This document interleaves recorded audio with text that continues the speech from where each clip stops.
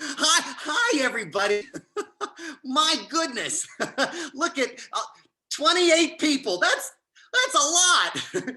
Hi, welcome to Look, Ma. I'm on TV. Not really TV, but it's Zoom, and that's almost like TV. So, look, Ma, I'm on TV. Hey, I'm your host, Jesse, and I'm broadcasting live from my mom's basement. Um, so, but bigger and better things, right? Because we're gonna get discovered, and we're gonna be the next biggest thing on cable access. And I'm your host, you lucky people, you. Hey, listen, that being said, you're probably asking yourself, why am I here?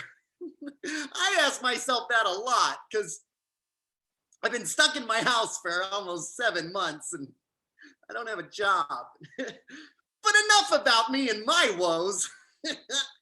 Today's episode is all about getting out there and voting. Vote, vote, vote. But just do it once, because anything more than once is illegal. So don't screw up your vote, but vote. And that's what today's episode is going to be all about. I gathered a bunch of my friends from around the block to come in here, and we're going to talk about the importance of getting your voice heard. And voting is another way to say that. Getting your, oh, I'm sorry. Hold on a second. Hello? Ma, hi, Ma. Yeah, hi, Ma. I'm on TV right now, Ma. I can't talk because I've got 29 people watching me right now. So, can I help you? What do you need? You think I look cute? Well, I do too, Ma. I'm wearing the bow tie you got me for Christmas. All right, Ma, I really gotta go. It's only a 45-minute show. And okay, I love you. Yes, I know the baked ziti is in the oven and it's going to be ready in an hour. So I'll be up, Ma. Okay. I love you. Bye, Ma. Okay. Well, don't mind that because, well, that's my Ma. Hey, listen, I want to jump right into today's show with our first guest, Scott Johnson. Everybody give a big round of applause to our first guest, Scott Johnson. Hey there, Scott. Everybody. Hi, hey Jesse, how are you? Hey Scott, Scott's my next door neighbor, which he hates his HOA because he never mows the lawn, but Never. But in Las Vegas, it's just rocks. So yeah, so it'd be weird to mow it. I don't know what they're complaining about, but I'm happy to have you online with us, Scott. Well, I'm happy to be here too, Jesse. Oh, swell. Hey, listen, Scott, I would like to ask you a couple questions, if I may, and Please. You can talk to me and the rest of our folks, and Ma, yeah, you're listening in too. I'd like to get, pick your brain a little bit and get the insight off a few little things I've been wondering about you, Sure, Scott. yeah. Okay, perfect. So, now Scott is a very special friend of mine. Not like special, but he's special. And because he has red hair, it's not a special. It's just not a lot of people have red hair, and people probably make fun of you. But anyway, I'm sorry. They used to, yeah. I'm ripping open a scar and pouring the salt in there, and Really I apologize. It's okay. I got past it. Scott drinks. That's okay. That's okay. Hey, listen, Scott. Your first question. I understand that you just became a citizen of the United States, huh? Yes, I did. Congratulations, Scott. Thanks very much. Wonderful. And my question is, why? Why? Well, I mean, given the current state of our country, I'd go ananywhere else. But well, that's what I came across. A lot of people, I either got congratulations or I got congratulations. And so I kind of felt, I've lived here since I was 13 years old. I've been here most of my life. And I thought, you know what? I was kind of disillusioned, like a lot of people complaining about the government or complaining about things, going, "Oh, there's nothing we can do." And then I thought, wait a minute, there is something we can do. We can vote.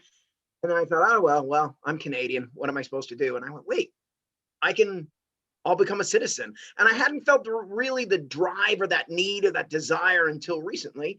And I thought, you know what? I'm going to do it. I feel like an American. Let's just be an American, and then I can vote, because if you don't vote, you can't complain. And I was doing an awful lot of complaining. I love that. Not that you do a lot of complaining, because as we all do, and probably have done for the past 4 years, God help us all. But I love that you realized that you could make a difference by making that change in your life. And yeah, that being said, Scott, I do have a question. So you're now an American citizen. Mm-hmm. What is it like to vote for the first time in your life here? I thought it was great. It was super cool. I did early voting. I had contemplated waiting until November 3rd and just doing getting the whole experience. But I thought, you know what? I'm going to early vote. It's not like anything in the next couple of days is going to change my mind, I believe. So I'm going to go. And it was still very exciting. And there was an air of like importance to it. Everyone in the area, everyone was encouraging people there. I saw people with MAGA hats and Biden pins, and even, I mean, and they were just side by side. It was kind of nice in that aspect. But in a way, it kind of showed me an America that I hadn't really seen, and it was fun to press the buttons. Even it was like being on your iPad or what have you. I'm sure, and I'm sure that it's a memory that's going to stick with you for the rest of your life. That first Certainly. time. Yeah, it was great. And they, even when I showed up, they were like, first time voter, and everyone was like, yay. Neat. It was like you tipped really well at the bar. Like you were like, I'm going to give you $10, and they were like, hey, they ring the bell.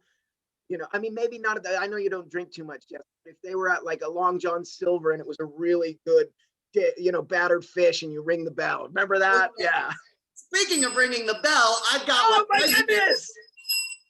And that marks the end of well, not your time, but our time together. Because I'm going to bring on two friends that would like to come in and have a little chat about your experiences, Scott.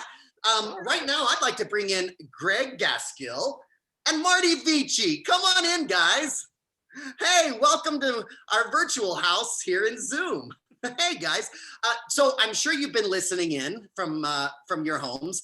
And Scott, not only is a first-time voter, but he's a brand new American citizen, huh? We got, let's talk about it, shall we? Greg, Marty, I'll open up the floor to you. Scotty, I want to commend you right off the bat for becoming an American citizen at this time in American history. Man, I'll tell you, you got balls, so that's all I can say, because every time you look down at that piece of paper, through the rest of your life, you realize that you became an American citizen.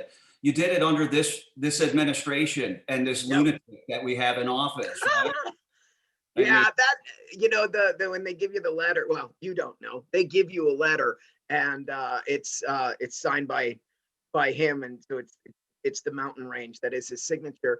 But that's fine. That's fine. I mean, regardless, I have to say that regardless of feelings against or for him or what have you, he's still the president. So, stand when he enters a room, and that's a signature. So, but, it's just what it is. I'm here. If I could have, I would have shook everyone's hand, but it was a Zoom meeting when they signed you, when they swore us in, but I would have shook their hand and said, I can't wait to vote you out.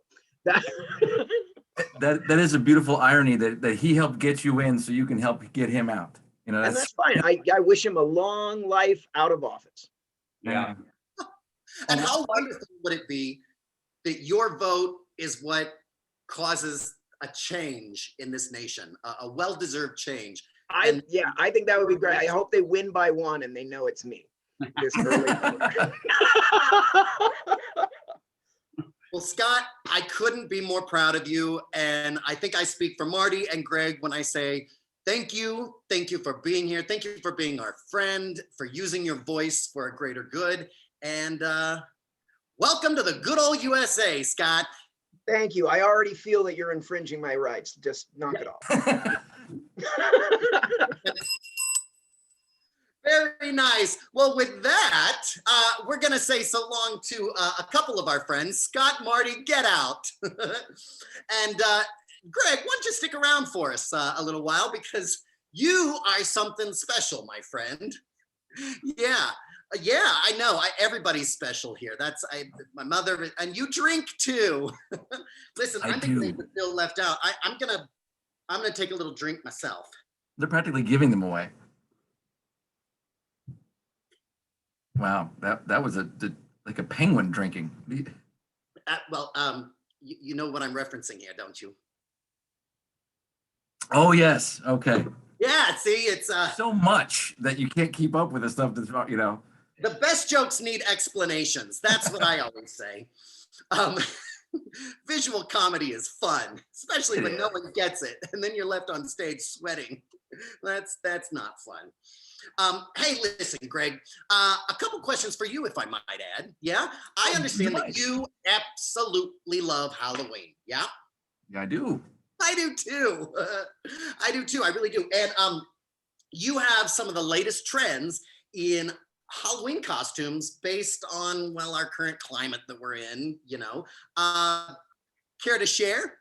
Yeah, well, actually, I was just at the Halloween store, and they had all the political stuff out there. You know, the Biden costume over here, the Trump costume over here, which does the mask, by the way. That is the horrifying and will haunt my nightmares for many years. But what I thought was really interesting was the top seller was the Rudy Giuliani costume. It was making money hand over fist. But hand over fist. I see what you did there. What you do. You are, and I, off topic. I love how Sacha Baron Cohen is coming after him and Trump and all over this. It's like, we got you red-handed. Well, I don't know if that's how long he's been. Maybe I don't know these things. Might be slightly pearly-handed. I don't know. Yeah, well, yeah, that's in about month 3. But I wouldn't know again because I haven't been single for 10 years. Yeah. Anyway, Greg. So yeah, interesting. Very interesting. Now, it says here, election day can be stressful for some people. Don't we all know it? I understand you have some helpful hints to kind of alleviate that stress. Yes? I do. I actually came up with some games that you can play with your friends and family, inspired by Trump and the GOP. Shut your mouth. I mean, don't shut. I want you to talk about it, but tell me. I'm all ears. Well, the first one is find Mitch McConnell's chin. That's a difficult game in and of itself. Yeah. Then one of my personal favorites, pin the hood on Lindsey Graham. You know, that's another good one. But I think the best one is probably Red Rover, let COVID take over. Yes. So, you know, any of those GOP inspired games, I say, you know, and let that be something that gets the ball rolling for you. You know, maybe you can. Yeah, no, I love those. I mean, I used to play the pin the hood on Lindsey Graham when I was a kid on birthday parties. It's fun for all ages. It is. Mm-hmm. And as for the masks, I'm sorry. Unlike the masks behind you, which are still. Yeah, really... No, I'm sorry. I'm just sorry for this. That's just awful. Just not right. Yeah. So, well, listen, it sounds like you've really done your research into all of this. I want to thank you, but you're not done yet because we're going to pick your brain a little bit more. That's right. In 3, 2, the countdown's my favorite. There it is. Because who doesn't love Bring My Bed? I'm sorry. I was on Broadway in Spokane, Michigan. It was. Oh. Yeah, we did a community theater production of Little Abner, and I was the second three from the left. It was fabulous. You're a theatrical person? Are you? How'd you guess? Oh, just a hunch. It was the tie. I don't have that hunch anymore. Listen, we're going to bring on a couple new guests with us. Well, actually, one that you've already seen, Scott Johnson. Get in here, and Gret Menzies Gonzalez. Come on in. The door's open. I'm in. Hey, I'm back. Here you Like I are. never left. Hey, Gret. There she. Wow, Gret, you look gorgeous tonight. I do. Yeah, I See? don't necessarily want to date you, but if I swung that way, I would swing and a miss probably I because completely understand. I don't do well in relationships. So, but again, enough about me. I'm sure you both have been spying, listening into Greg's pointers for Halloween and holiday seasonal relieve the stress kind of thing. What do you got for him? Pick his brain. Do you want to talk first, ladies first, Gret? Well, I just had a quick question, and that was, did you find a costume that you want to wear yourself on Halloween, Greg? Did you settle on anything? I think I'm going to follow my son's advice. He's dressing up as Vermin Supreme. That is, you need to Google him. He's the best political candidate you've ever seen in your life. I know Vermin Supreme. Vermin Supreme. Yeah. On that note, with kids and things like that, I have to say I liked your games that you're playing. I have a game that we sometimes play here, which is a variation of The Floor is Lava. We've been playing The Floor is MAGA.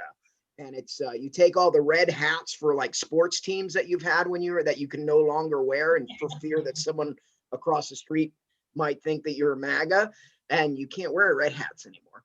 And so you throw them all over the carpet, and then you have the kids jump from furniture to furniture, and then if they hit the ground, well, the floor is MAGA.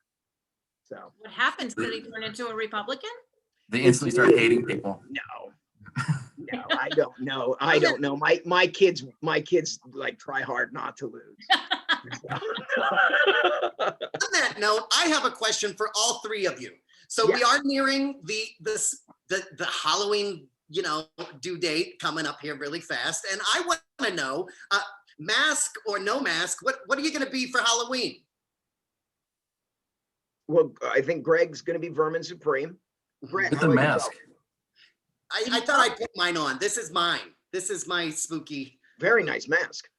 Thank you. Gret, what are you going to be for Halloween? I don't know yet. I was thinking about putting my mask on. And of course, since strangers come to your door and you just don't know where they've been. But I've been reading about these candy chutes that you can build. So you drop the candy down to the child as opposed to handing it with your sweaty palm over. Yeah. What are you doing? Yeah, I don't think I'm handing out candy this year by any means. But if I were to go, I think I would go as an asymptomatic COVID patient and anti-masker. So I'm just gonna sit in my house and not open the door to anyone, because that's probably the wisest choice this year. That's right. Well, on that note, guys, I want to thank you all once again for your fabulous holiday ideas. Because Halloween, it's the reason for the season, right? Or something like that. Yeah. Anyway, go ahead and get on out of here. And but Gret, stick around for me, honey. Okay.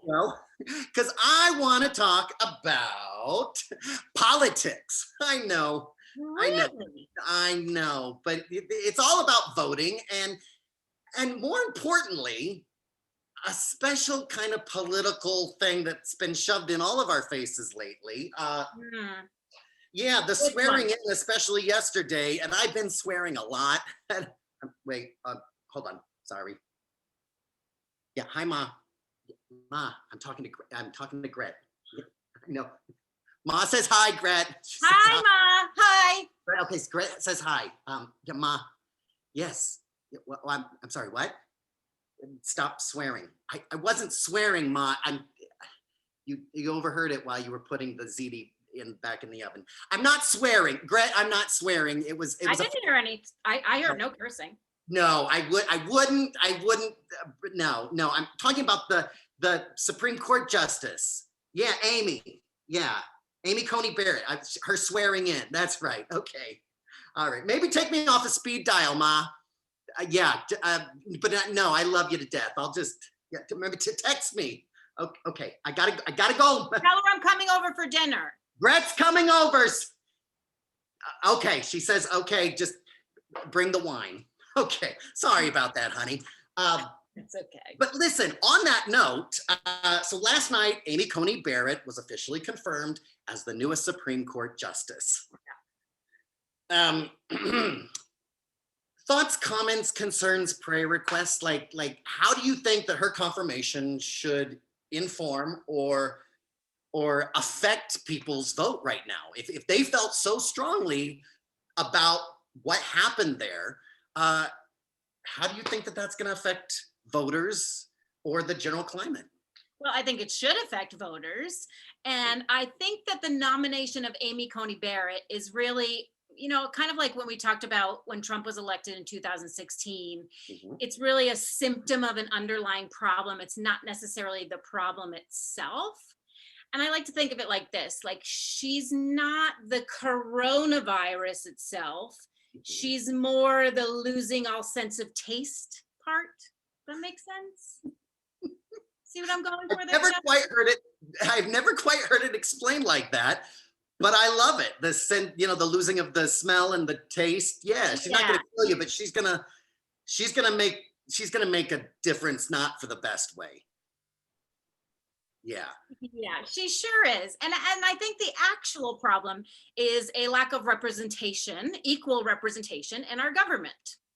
And I say that because, and I think I'm uniquely qualified to speak on this matter in terms of the guests that you've invited here tonight, because I actually have a uterus, unlike the rest of them. I don't think any of them have, let me not assume, but I think I'm the only guest here this evening that actually has a uterus. Yeah. Scott Johnson, the jury's still out. Well, he's Canadian, so. True, and everybody knows Canadians have uteruses. Or something.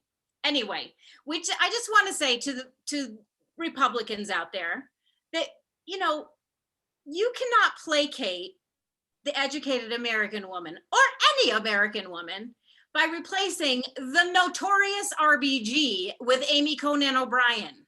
And look what I just did. SNL, I'm so sorry. I'm going to forever steal that joke because once you have heard it, you cannot unhear it. Amy Conan O'Brien, done. Okay. RBG said women belong in all places where decisions are being made. All places. Absolutely. Amy Conan O'Brien ascribes to a religious community where they've decided that she is perfectly qualified to sit and serve on the highest court in our land, but she is not good enough for their own organization. Yeah. Am I right? 100%, honey. 100%.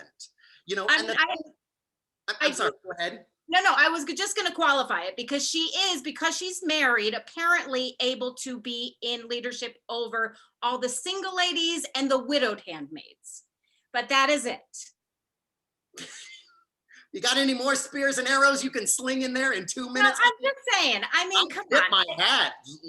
When push comes to shove, this election, you can tell which party is really, really serious about creating a government for the people, by the people, and which party is not.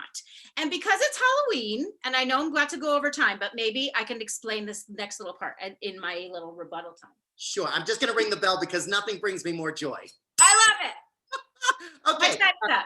Now keep going. However, because it's Halloween, and because some of us are visual learners, I have brought along my handy dandy candy chart. I love candy. I know you do. I know. To show you in Congress how gender, race, and religion are represented. Congressional candy corn. Now, candy corn is the worst Halloween candy ever created, right? It kind of is. I'm not a big fan. But what's worse than candy corn? An all orange candy corn, right? Oh my gosh! I didn't. It sneaks up on me. But see, the ones with the white on top, they're the best. So this is showing that in the United States, we have 50% female, 50% male. Democrats, 20% and 80%. Republicans, 4% female, 96% male. Let's go to race, shall we? Okay. 61% white, 39% people of color in this great United States. Here, what does it say? It's backwards for me, Jesse. It says 82% white sorry. That's okay. Oh my gosh. Wait a second. What did my Someone listening to our conversation? I think. Did somebody spying on my show here? Because that would be the biggest. I don't think so. I think no. Never mind. No. Sorry. That's a figment of our imagination. My heart skipped a beat for a second. I know. I got real nervous. Okay, so anyway, back to race. Democrats, 82 and 17. Can you see the Republicans? Look how much white is on their candy corn. I don't want to see Republicans. 2.9% people of color. 2.9. And then the ever popular religion category. In the United States, 70% Christian, 29% other. Democrats, 78 and 22. Hey, not that bad. But Republicans, 99% Christian and 1% other. Representation matters, everybody. If you don't vote, this is what we will end up with. All orange candy corns. And nobody, again, I will say it again, nobody likes candy corn. Especially my next two friends coming in here, Greg and Marty Vece, candy corn haters from way back. Well, you've seen the rant, you've heard it, and Marty can't even show his face. Oh, there he is.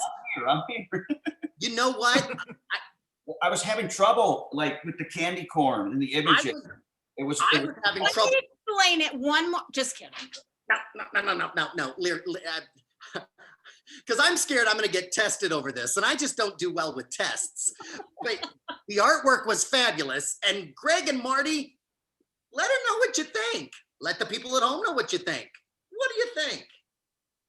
Gregory, you want to lead off, or you want me to? Well, none of that. Unfortunately, none of that surprises me. I mean, of course, it's mostly orange. And fitting analogy you made there. That it's all seeping into the orange. Yeah. I don't find that surprising at all. And the only thing worse than candy corns is that slide that Jesse had earlier of the bucktooth Trump. Yeah. It's not so much about party for me. It's more about, like I said, equal representation. How can you, in good conscience, in 2020, vote for a party who is basically completely homogenized when the entire point of our country is how we are different but one? I think it stopped being about party a long time ago. It's not Democrats and Republicans, it's Democrats and Trump. Well, and that just goes to show the Republican Party itself has split. There is the Republican Party, and then there's the party of Trump. I mean, that says wonders right there. But getting back to Amy, it's like she's only been a judge for 2 years. They crammed her through. She stands for everything that RBG, it just fills me with such anger. Marty's angry. He can't even talk, and he's sweating from his upper brow. Look, this is the thing. I'm not surprised, but what I am surprised is that we have to bring to light these issues. And look, RGB was like a gift from the universe, and now she's gone, and now they've put another Republican in the Supreme Court. And the really frightening thing is that, there's a chance that next Tuesday, Trump's going to be reelected for another 4 years. And you know what? The whisperings that I'm hearing is that a lot of people are, all nervous about maybe that they might try and reverse Roe versus Wade. And look, we're a country that we were going forward. We were making progress with Barack Obama, and now Trump and his followers, because that's what they are, they're followers in a cult. They want to pull Robert Zemeckis on us and bring us bring us, back into the past. It's like, let's leave Marty McFly and Doc back there, and let's keep going forward. Amen. Ridiculous. All female judges are not created equal, as much as you say to us, but we replaced a woman with another woman. Yeah. And, I'm so sorry to interrupt you. You may have heard the fight that just happened in my basement. It's my mom's dog. Yeah, it's Dexter, and well, he was feeling a little possessive over his chew toy. So I'm sorry for the technical difficulty, but Ma, get Dexter out of here. Sorry, I'm so that the unprofessionalism is. Anyway, on that note, I want to thank Marty, Greg, and Gret for your input. Thanks, guys. Don't go very far. You're going to come right back. All right. Well, my goodness. I can't tell you how much fun I'm having. Not so much the dog, but I'm having a wonderful time. I do need, however, to change this waxy torture chamber of a background up that I have. Let's see, what else do I have here? I have, oh gosh, no, I don't know. That's Botox gone wrong. Let's see. Oh, look. The only Donald I love, Donald Duck. That's not so much love for the, okay, here we go. Back to our patrioticness. And listen, you couldn't get any more patriotic than my next guest. Ladies and gentlemen, please welcome to the panel, Ryan Remark. Hi, Ryan Remark. Hi, Jesse Highley. How are you, my friend? I'm well. It's been a very long time. How are you? Well, I'm not doing so hot. I'm just gonna tell you. Like I said, I've been stuck in my house for I don't know how long. I lost my job. I'm living, off of unemployment that can barely get me from point A to point B. And you know what? Sometimes I do feel a little anger and frustration towards this whole virus thing to begin with. I mean, maybe that's a great question. Let me ask you. How do you feel about this virus?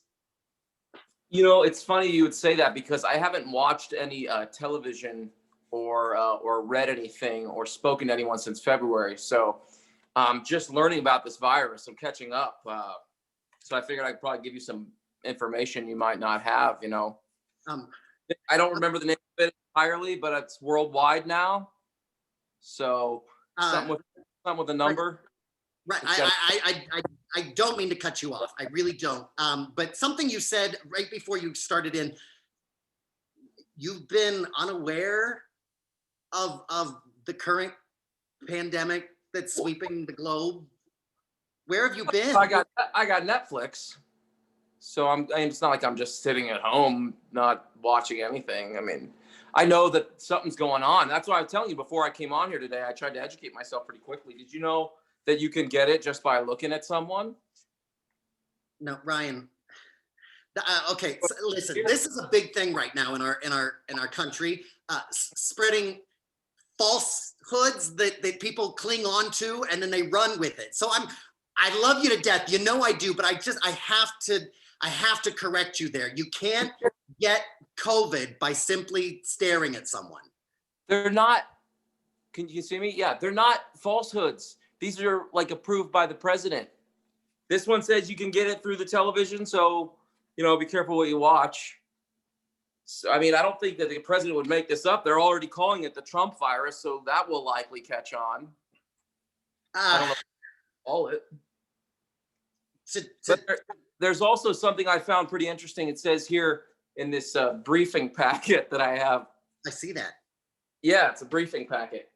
It says that you can really only get it through mouth air. So the general public doesn't need to worry about covering their nose at all. Just cover their mouth like an idiot would. No, I'm gonna have to take the side of Facebook and Instagram and every other Twitter.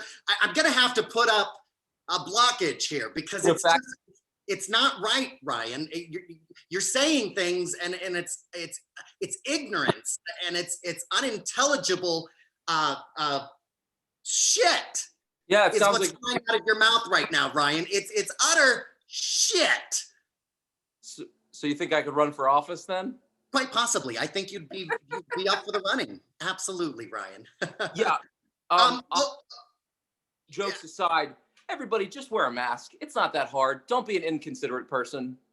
What's the worst that could happen if you have a minor inconvenience? Just put a mask on. absolutely. And stop, and this is a big thing of mine, stop pretending that you have fine, you have asthma, but the surgeons, just because I love ringing the bell, surgeons and people in the healthcare field before the pandemic had to wear these things 24/7. I mean, they didn't sleep in it, but hours are long for them, and they're just fine. They're out there saving lives. So do us all a favor and just put the goddamn mask on. Yeah, it's not a big deal. I mean, we have to wear it when we go grocery shopping or something. Never at any point is it like, oh my God, my life is really shit because of this mask. Like, consider the alternative, man. Just put the mask on. And it's not even if you think you can beat it or whatever. It's just the inconsiderate people that don't care about other people around them. Like, you don't know how many of these people are living with senior citizens that go home and could spread it to them. Like, Absolutely. This is huge inconvenience for people. It's an attention. It's a call for attention, if you ask me. And that being said, I'm going to bring on two big attention whores right now. Not literal whores, but Marty Vece and Gret Menzies Gonzalez. Come on in, guys. Anytime you want to. Speak of the devil, Marty. Look at that. Now, Marty is onto something right there. Good for you, Marty. Listen, you guys are freaking me out. Okay, Ryan, talking about that virus. I hope you can hear me through this mask. I got. I mean, I'm cleaning my whole desk over here with all the germs. Okay, I'm totally freaked out. And here's this really crazy thing: is that I just learned that the science office of the Trump administration earlier today sent out an announcement, an official announcement that COVID is over. It just gave up. Well, they said it's gone. You could check it out yourself. Look on the internet. It's an official statement from the White House. No, and that's the problem, Grant. And tell me what you think. That's the problem. People hear these things and they give up. They stop wearing masks, even if they started to, even though their commander and priest never ever once got behind it full-heartedly. And yet now, it's gone. Thoughts? I mean, that's exactly the way I feel. I know Ryan just discovered this information about the virus, but how many months have we been all saying, just wear the mask? Like we didn't know maybe in March, we kind of learned in April. By May, everybody was saying, put your mask on, period, end of story. Or don't go near, or don't go out, or don't go out. And it's now almost November, and we're still talking about the same things, aren't we? And people are still unsure about how to behave during this pandemic. Yeah. And nowadays you can fashion accessorize your mask. Thank you. I mean, get crazy, get fun, yes, we have to wear them, but there's always there's the sun will come out tomorrow, like I sang in a community theater production of A Junior when I was 12. I had red hair back then, but that before you were in regular size Abner? Yeah. Well, it's little Abner, Ryan, but I wouldn't expect you after everything we've heard, I wouldn't expect you to know, and that's okay, because some of our friends are full of shit, and you just accept them and you help them along the way as much as you can. That's Ain't like that right, Gret? Yes, we'll catch you up, Brian. Don't worry. That's right. And with that, I'm dinging the bell on this segment. Get out of here, you crazy kids, except for you, Marty. Stick around because, well, I've got a little something I'd like to have you share with everybody else. I couldn't be more proud of the fight that you fought and overcome. Right now, if you don't know Marty Vece, I would like you to talk a little bit about if Trump does get elected, what are your thoughts about the fact that he has stated that he will get rid of Obamacare altogether? And with that, thousands of Americans with pre-existing conditions are going to lose their insurance. And I know that this topic really hits home with you. I would like you to share your experience with our audience. Yeah, Jesse, this topic is, I'm very passionate about it because, as you know, I'm a heart transplant recipient, and this Christmas will be 3 years. And, I've met a lot of people, I've experienced a lot of things. And I just want to talk about the Affordable Care Act, which I think is one of the greatest achievements that we've ever had in this country. Because personally, I know everybody's entitled to their own opinion, but personally, I feel that healthcare is a right, and it's not, or it should be a right, and not a privilege. Okay, nobody needs to die because they don't have health insurance, or they're denied because they have pre-existing conditions. There's a fallacy that's been going on forever that people, and I heard this when I was younger, I heard this when I was waiting for a heart. People say, oh, you'll never die in America if you get a disease that is life-threatening. You could always just walk into the emergency room, and if you need this surgery, they'll perform it for you and they'll save your life. But I'm here to tell you that that is 100% bullshit. And just speaking from what I know, organ donorship, UNOS, which is an acronym for the United Network for Organ Sharing, they're the organization that the hospitals send the evaluations into to see if someone is a candidate for a transplant. And they make the decision whether the person gets listed or not. Okay. And there are two things that go into that. The first is they do a workup on the person. The second is you have to have insurance. This right here is the manual I was given, the pre-transplant patient education manual. And I'll open up to a specific page here that I marked, and you can see for yourself right here. When will I be listed? When your workup is completed and when you have been financially cleared, which means two things. You either have insurance that is going to pay for your life-saving transplant, or if you don't have insurance, you have to show $100,000 capital in your bank account, right? So I don't know many people that have $100,000 just sitting around in their bank account. If you don't have those things, you'll sit in the hospital and you will die. They will not list you. Okay. I had a friend. He was a friend and a former student. His name was Sean, 31 years old. He was an athlete. He got cardiomyopathy, the same type of heart disease I got, roughly a couple years after me. He needed a life-saving heart. He lived here in Nevada. His insurance from his work would not cover it. They would not cover it. So his only other alternative was to raise enough money to be able to get listed. Obamacare was signed into law, and he was waiting for the open enrollment period where you could sign up for Obamacare.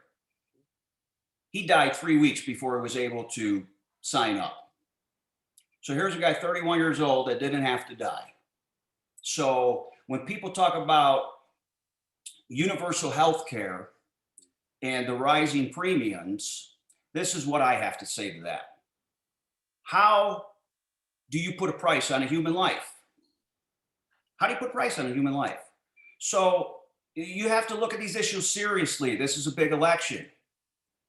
Do you want to be that person that could possibly get a sickness that could take your life, or God forbid, your spouse or one of your kids. So you have to think beyond just money. Okay. And some of these issues. You got to think with your head. So, you know, when people go out there to the polls, that's what they've got to be thinking about. What if I'm that person? I couldn't agree with you more. And to hear it from you, somebody who's gone through it and struggled with that, I don't see how someone, and this is a contradiction in when I say it right out of my mouth, I don't see how somebody could fight to take that away from people, and yet he is. And I think it's only because it's got Obama's name stuck on it, and he's addicted to ripping and shredding anything that he did, and he doesn't see the bigger picture. Speaking of bigger picture, I'd like to bring in Ryan and Scott, if you wouldn't mind, and give us your insight here into the thoughts that Marty just put out. Scott, what do you think? Well, you know, I mean, I think I just feel you know, as someone who was told like the American dream, right? You work hard, you can do anything you want to do. If you work hard and you are driven, you'll be successful. But this American dream can be taken away if you slipped on ice and you didn't have the right insurance. And or like Marty didn't do anything wrong. He didn't have an accent. He was born and he needed a heart. Now, if he didn't have the insurance, he would lose his house, and he decided, I have to get this done. I don't care. We're going to sell our house. We're going to sell our cars. We're going to sell everything we own. We'll go move in with family. And all of a sudden, just to survive, where's his American dream? I don't think that the American dream should be able to be taken away or to be lost. Like, I'll say, you know what? My dad had Alzheimer's. And when he needed to move into a home because it was too bad, I mean, you literally they had to destitute themselves. My mom, to get care, she didn't have to give up all of his retirement. She had to get rid of everything that they'd worked for and things like that. Sure, yes, thankfully, she was able to keep the house. Thankfully, she was able to keep her car and enough, you know, money, a little bit of money coming in. But literally, there's, you know, if you want to pay $5,000 a month, they'll gladly take care of them, or $6,000 a month. But if you need any assistance, oh, well, you better be destitute, you know, and that's not right. That's not right. That many years of work can be eradicated. That American dream, you can wake up from it into this financial nightmare for nothing. Yeah. Sorry, Brian, I yield my time. You have 3 seconds. 3 seconds. Thanks, Ryan. I appreciate your input here. Yeah, thank you. Come on. This is actually not a topic we can squeeze into 5 minutes. There's no way, and I don't want to do that. So Ryan, please share on this topic. I keep saying, you know, what's the point in being the wealthiest country on the planet if we can't take care of the people that are in it? And that's all of us. The ones that are working hard, the ones that are down on their luck, the ones that are doing well, obviously are taken care of. Like, I don't understand how somebody can walk to their position at whatever their job is, where they're making millions of dollars, and walk by 3 people starving on the way and feel like this is a balanced place that we live in. And it's really hits us over the head when it comes with healthcare. When, just like you guys said, just like there could be a huge problem that comes out of nowhere, and all this money that you've saved or that you've worked for, it's gone. You know, it's that or die, like, and it's that blunt. I mean, I saw Marty going through this whole process, and it was heartbreaking. And there were times when we thought one of our best friends was going to leave us. We thought he was going to go. Like, we didn't know how much time he would have if he didn't get it. You know, it was a scary time. I mean, we're lucky to have him with us. Yeah, I got lucky. I mean, I really got lucky. And, you know, we had to file for bankruptcy. We lost everything. You know, it's after my health came back, it's taken years to get us back financially on our feet. And, you know, and it's what happens. Life happens. But, you know, I'm alive. So who cares that I had to file Yeah. for bankruptcy? I'm alive. I'm here for my family. I'm here with my kids. And Marty, you say that you're lucky, Marty, and you may be, but I think I speak for all of your extended family when I say we're the lucky ones. No, If Marty, he's got a heart the size of Alaska, and he shares it No, with everybody. he got that transplanted out. He's just now got a. Oh, normal he's got the evil one now. I get that confused, but Marty, we love you. Scott, we tolerate you, and that's Thank right. you. So everybody right. else, I don't. There is a spot on here, and I see Gret, Ryan, Scott, Marty, Greg, but there's a question mark, and I don't know what the heck. Oh God! Oh, Who the hell are you, and why are you on my show? well, we heard about what was good. Can you hear? First off, can you hear me? Can you hear me? Can you hear me? Unfortunately, yes. Oh, fantastic. I'm down here in the bunker. And I heard about this program and I figured I'd get on because anytime anyone's talking about me, my ears burn because I'm a stable genius and I can hear things. You might try a little penicillin there. Oh, I'm on a lot of stuff. And that's no secret to the rest of the country. For everybody who doesn't know who this is, would you like to introduce yourself, because I don't think you're worthy of an introduction. It's me, President Trump, the greatest president in the history of presidents, other than the late, great Abe Lincoln, who, by the way, was not an attractive guy. The beard and the mole and the ruddy skin. And also, I'm probably the greatest just overall as being a tremendous, tremendous president. I mean, what did Abe Lincoln do? He had a teeny tiny civil war that lasted 5-10 minutes. I got the Kung Flu from Wang Chung, China. Do you believe this? Okay, okay, sir. I have to stop you because,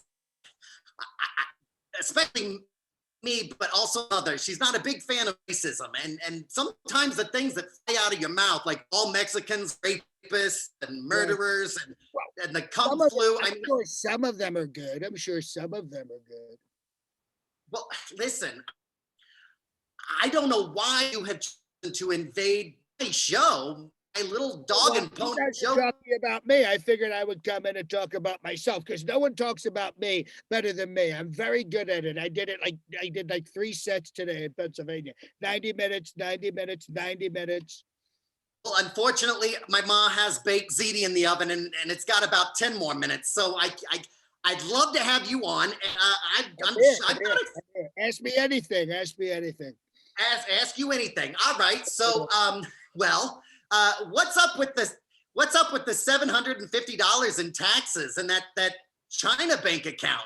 Shed some light on it, if you would. Okay, well, first off, the China bank account is kind of a top secret operation. We put $23 million of my money into the China account, sitting right next to the very weak yen. And my money was listening, and it's been gathering incredible intelligence, my money. But now we need to get SEAL Team 6 in there to rescue my money because now the fake news blew the whole story up. Well, that's one way of looking at it. I did pay close to $200,000 taxes in China. It's China,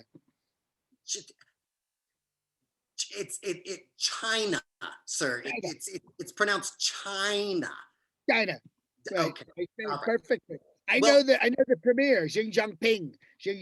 Great guy. He's a great guy. Doing a great job. On that note, sir, you've been faulted for having many friends around the world that we're not necessarily friends with. Care to explain yourself? Well, the fact of the matter is these guys are going to be around a long, long time. And Xi Jinping, he's president for life. Putin, president for life. Erdogan, president for life. Duarte, probably president for life. I should be friends with these guys because these guys are going to be around a long time and I'll be able to make deals with them. Well, on that note, you bring up a good point. You say friends for life, but you know that you're the, and it hurts me to say this, the president of the United States for only a little while longer. But you can't, as you have tried to say in past, you cannot be the president for life in this country, sir. Oh, sure you can. Sure you can. I'm going to do it. I'm going to do it. It's going to be president for life. We're going to change the Constitution. We're working on it already. And even crying Chuck Schumer likes the idea. He came up to me the other day and said, I hope you get life. I hope you get life. Wasn't that nice? Wasn't that nice of him to say that? Well, I don't know if that's quite exactly what he meant, but good old Chuck Schumer, he's a nice guy. Yeah. Hey, listen, I know that we're ending summer here, and this is just a selfish question of myself to ask, but what foundation do you use? Because this looks about right. I used to use MAC, but I switched over to this other stuff that Paul Mitchell came up with. And I have some, yeah, you have the MAC. I couldn't, it was too heavy. It was too heavy. It was too heavy. So I switched over to CAO. I love it. Really gives me a nice look. And then I finish it with Ben Nye Cocoa Tan. Cocoa Tan. If I can't get into the tanning bed, I use the Cocoa Tan. Looks tremendous. And why doesn't it cover the eyes? Oh, that's with the tanning bed. I got to put the goggles on. Because safety first, right, Mr. President? Right. And I'm not good at blending. I never took the blending class. I never took any class, honestly. Well, and that's a good point, too, because some say that you cheated your way through college. Well, that doesn't really matter now, does it? I'm the president. And that seems to be an ongoing thing with you, sir. It seems like there are no consequences. Oh, well, never any consequences. You have to remember, I never had a boss. I never had to take HR training. I've never had to be accountable to anybody. Why would I start now? Yeah, well, that's a good question. Hey, I do have a question for you.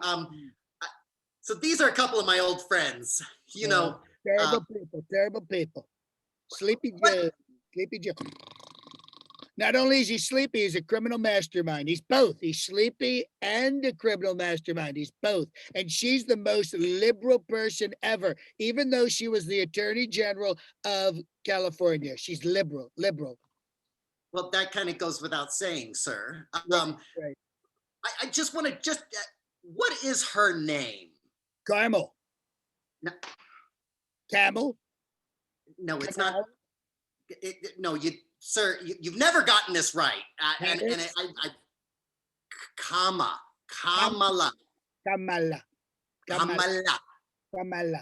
There you go. Kamala. I knew you.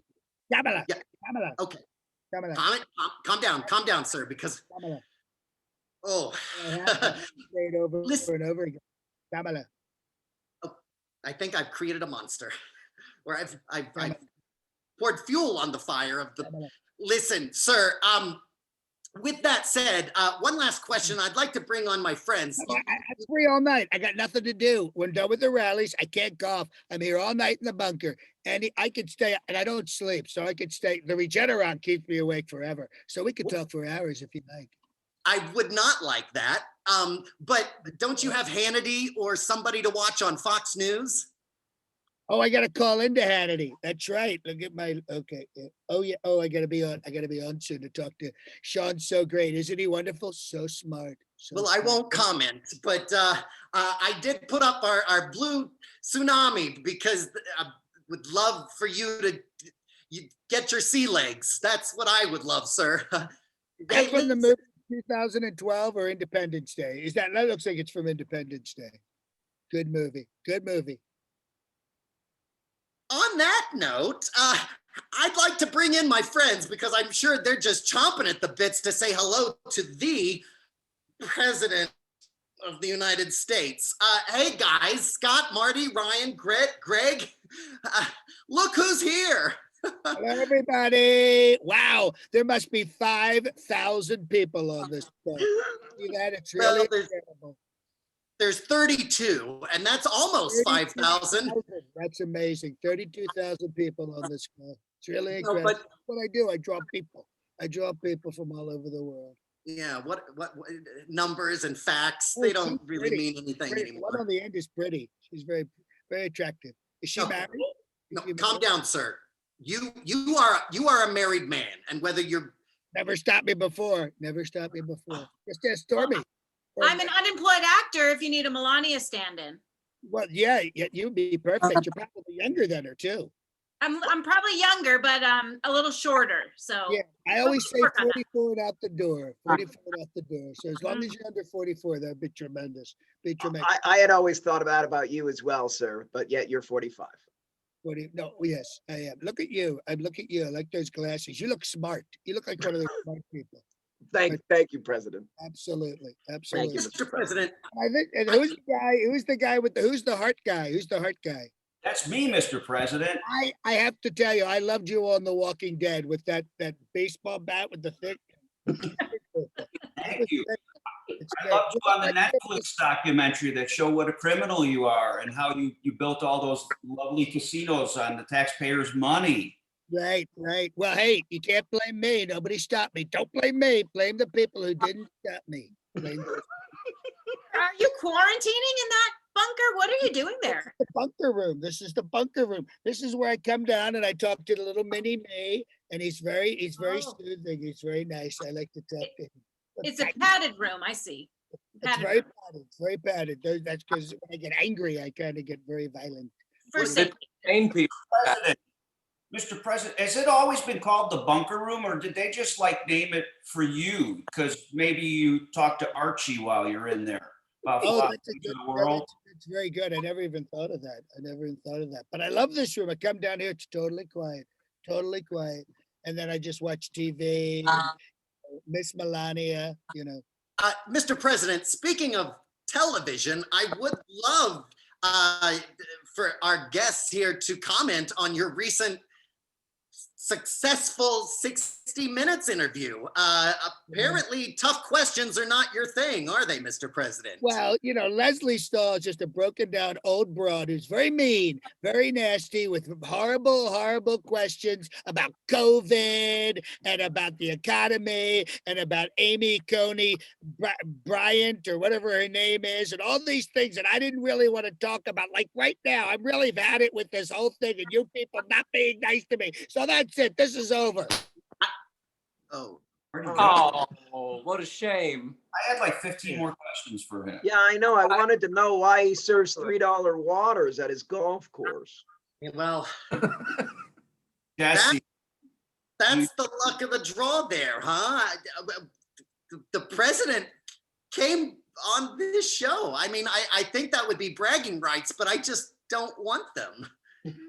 Have we got to the bottom of the hand motions yet? Why he's constantly, I don't know if he's trying to dodge a question or tell me to steal third. That is a good question. Hey, listen, before we go, now that I've got you all in here together, I would love to throw out a general question because the whole reason why we're doing this is to get people out there to vote, to make your voice heard for a better tomorrow, right? And I want to know from each and every one of you why you think it is important to vote and why you think our audience at home should get out and vote. Can I start? first? Yeah, Ryan, go ahead and start. You're the maid from the Brady Bunch. I'm sorry? Alex. You're the Alice. You're the center square. You're the Bruce Valanche of Bruce our Valanche. show. Oh, because I'm in the middle of the Zoom thing? Mhm. I thought it was just because of the way my face looks. I'm sorry. Hold on. Hey, Ma. Yeah, no, I know the baked ziti came out of the oven 5 minutes, but you were watching. The president came in and what do you want me to tell Ryan? Hurry the up. Okay. Yeah, Ma, I think he knows and we're going to wrap it up and I'll be there. Gret's got the wine and yeah, I know you don't care so much for Ryan. He's not coming over. Don't worry. Okay. All right. Thanks, Ma. I'll be there in a minute. Okay. Bye-bye. All right. So sorry about that, folks. Ryan, you were saying, why is it important to get out there and vote? Well, first of all, tell your mother I'm terribly sorry for holding you up. And also tell her thank you. She'll know what it means. I won't tell her your thing. No, it's the only time they let us have a voice in or a say in what's going on. Most of the time they make all these decisions and we watch from television and we hope that they side with our beliefs. And this is the only time we actually get to tell them what we think and to voice our opinion. And I think, like you said earlier, maybe it was Scotty that said it, if you don't vote, then you don't really get to complain. And I kind of feel like that, because I really feel like a lot of people died so that we could do this. Like, it's kind of our responsibility. And if you can't say like, oh, I don't like either one of them, well, then in this case, choose what you might believe to be the lesser of two evils, where right now it seems pretty black and white between those choices. There's not a lot of gray area. I don't think anybody's undecided whether they say that or not. I think undecided just means I don't want people to know I'm a racist. With that, thank you, Ryan. Gret, what do you think? Why should people get out there and vote? Because representation matters. Mm-hmm. It matters in every aspect of our political lives. It matters in every aspect of our personal lives. These things creep in. So vote for who you think best reflects our great country. Love it. Marty Vece, why should people get out and vote? It's your only chance to change the system. Like Ryan was saying, we watch the news, we watch the TV, and these things are happening, and you don't have a say so. So it's your power. It's a little arrow that you get to shoot. To take down the administration that's creating all the havoc and all the stress and the uncertainty in the world. It's important. Get out there and cast your vote, man. Cast your vote for empathy. Cast your vote for some quiet. Yes. Some peace. Yes. Keep going, honey. Yeah. I'll ring the bell all day long. Cast your vote for global warming, because even if you don't give a shit about any of these issues, right? Remember that once you're dead, your kids and your grandchildren are going to be around this planet. And, the world ain't flat. We learned that. So the world's not flat, even though there's a ton of people out there that think the world is still flat. You know what I mean? They don't believe in science, right? So love it. The proof of the pudding's right in front of you. All you got to do is step outside. The planet's changing. You heard it here, folks, and nobody loves pudding more than me. I love pudding. I do too, but my stretch marks don't. Hey, Greg, what about you? Why should people get out there and vote? No matter whether it was a Democrat or a Republican, I've never ever been afraid of the country's fate, whoever was president. Never happened before. Seeing how we've gotten just progressively shittier over the last 4 years, I am definitely afraid of our future. And I'm afraid of what could happen if he is unleashed for 4 more years. It's just it's gonna be a living hell. And I don't want my kids to live in that world. And so I've got to do my part to change it. Be the change you want to see in the world, man. Love it, Greg, love it. And yes, I stand by it 100%. Last and certainly least, Scott Johnson, why should people get out there and vote? Well, I mean, everybody said it before. It's your civic duty. It's your voice. It's your one true power in this, the greatest nation. And if you want it to be great, you want to have a say in that greatness. You can't talk about being on the greatest team if you don't play. So if you want to call this country great and you don't vote, then you don't actually think that it's great. And it has the ability to be great, even if you see it not be great. That's the wonder of this experiment that is America, that you can say, you know what, I'm going to vote this way, or I'm going to vote that way. I like it the way it is. I'm going to vote for the way it is. I want it to change. I'll vote for it to change. And then you can take it even one step further.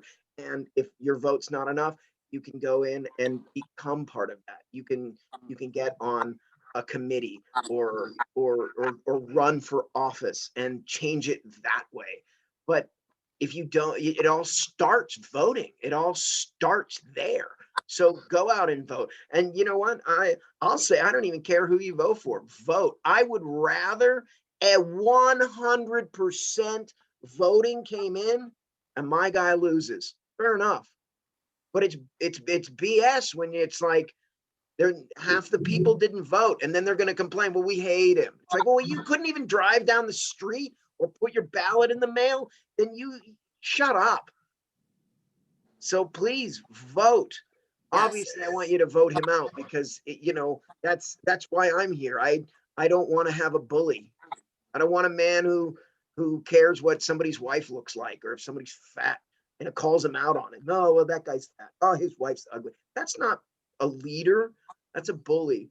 And I don't, as there's policy that he's done that's been okay, great, that's good. But then he speaks and you're like, ugh, really?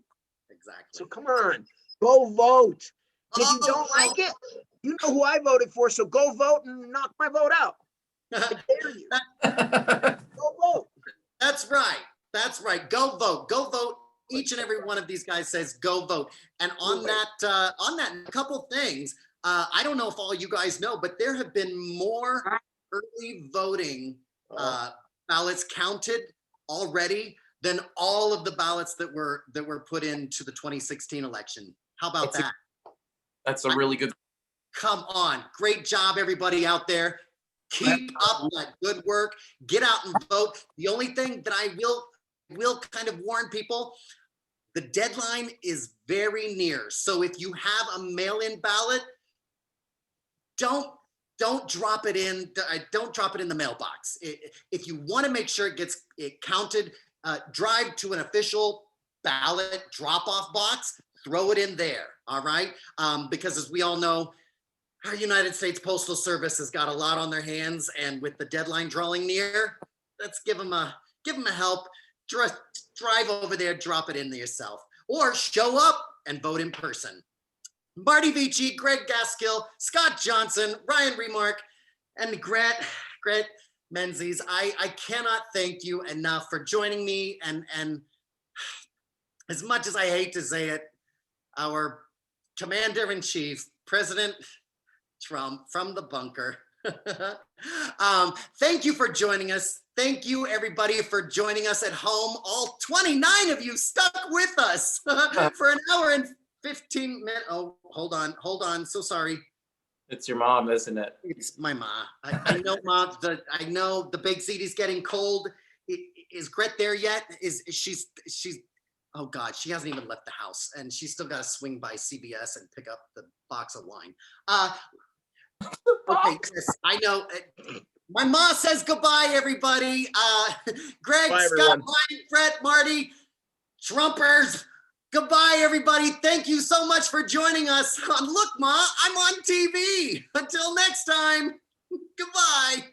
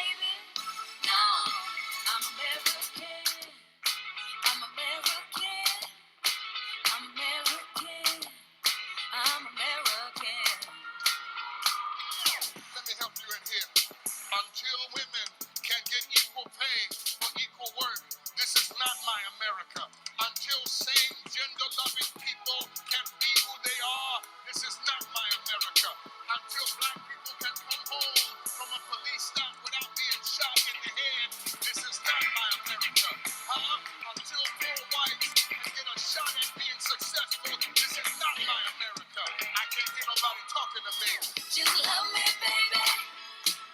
Love me for who